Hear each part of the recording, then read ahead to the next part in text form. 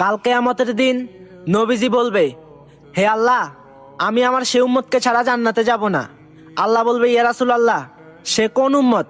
তারপরে নবীজি বলবে, আমার যে উম্মত দুনিয়াতে থেকে আমার কালেমা প্রচার করছে। সুবহানাল্লাহ। ভাই, আপনার একটু হাতে কষ্ট করে যদি নবীজির কালেমার দাওয়াতটা অন্যের কাছে পৌঁছিয়ে দেন, কালকে কিয়ামতের দিন এত বড় একটা নবীজির কাছ থেকে সুপারিশ পাইবেন। সুবহানাল্লাহ। আর আল্লাহ আপনাকে বিনা হিসাবে জান্নাত দিয়ে দিবে। সুবহানাল্লাহ। আসুন ভাই, রাসূলের কালেমার দাওয়াতটি সবার কাছে একটু কষ্ট করে পৌঁছিয়ে দেই। দামি কালেমা লা ইলাহা ইল্লাল্লাহু মুহাম্মাদুর রাসূলুল্লাহ সাল্লাল্লাহু আলাইহি ওয়াসাল্লাম।